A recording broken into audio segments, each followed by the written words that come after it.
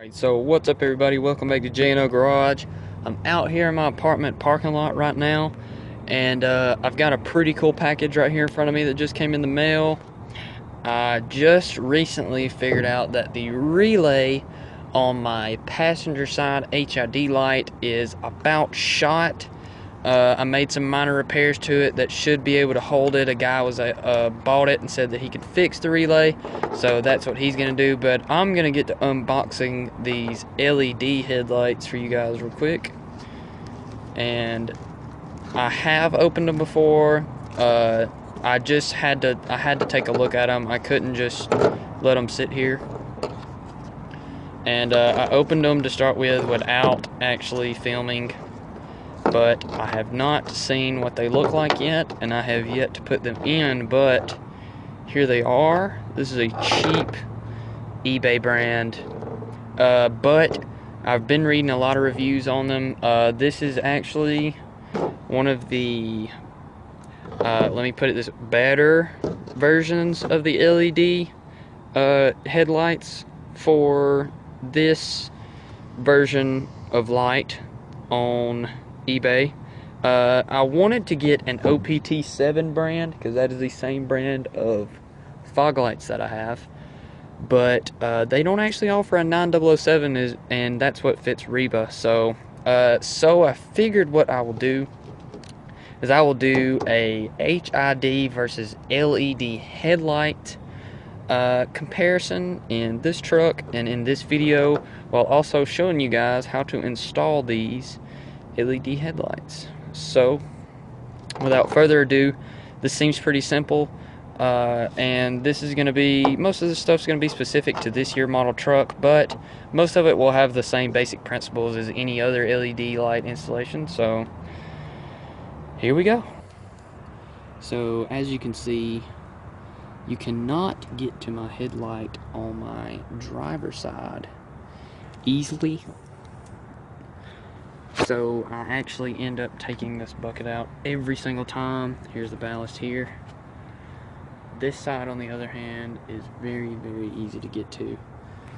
And I can pop it out very easily and sit it over to the side where it will not get touched, because yes, you cannot touch an HID actual headlight bulb, or it is supposed to mess them up, especially if your hands are very oily. Sometimes if you've just recently washed your hands, you can get away with it, but most of the time you cannot.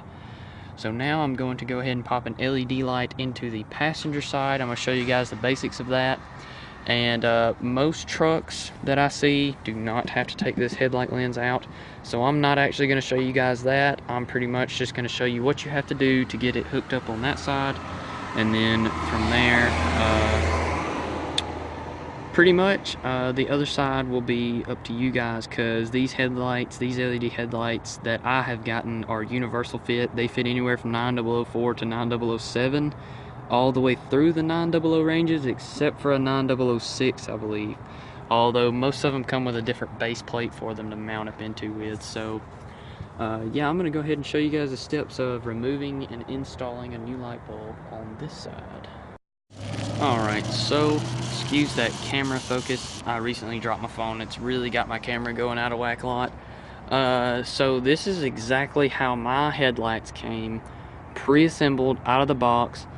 It just comes, I'm sure this is like a universal three-prong system, so that they can modify the actual adapter to the plug-and-play system at any time they need to. But this was already hooked up, this is very simple. It simply just plugs straight into it. This is exactly how it came pre-assembled.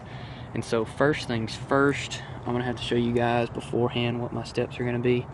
I'm gonna unplug the power wire from here, from my original headlight loom, and then I will unscrew this base plate, which will release the headlight, and then the headlight will actually pop out because of this O-ring that sits around it here.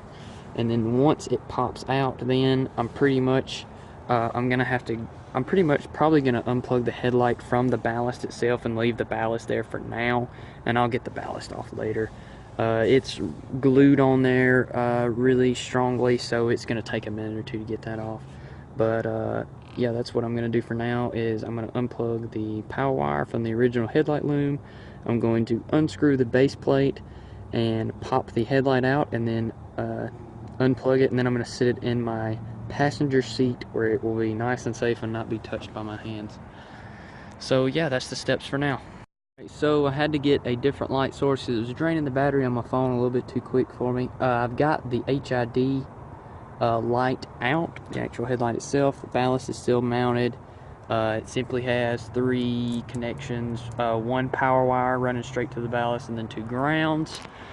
And so now I'm going to get to work on putting the LED back in, and basically it's almost the same exact steps as the other one, except for a little bit simpler. You do not have to plug it back up to a ballast, because LEDs do not use ballast, they use drivers.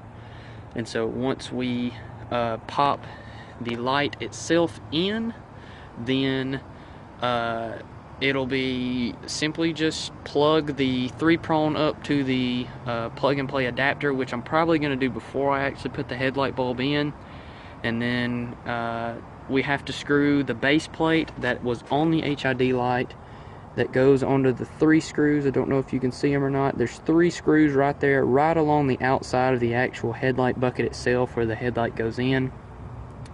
And that base plate basically locks itself in place under those screws. And you've got to mount the base plate onto the back of the LED bulb, and then from there it's really, that's it. And my camera is doing something really weird with that light right now.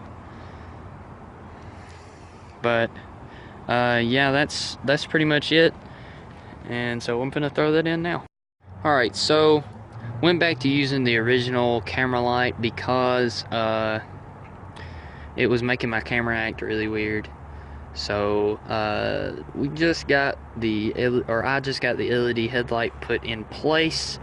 The bracket actually does not fit over the fan, so the O-ring that is on it snaps into place really well, but I don't trust it, and I advise you guys not to either, because if you get to hitting some bumps or something on a highway at high speeds and you don't really feel those bumps, next thing you know, your headlight falls out and you've got a headlight gone completely. There's no saving it.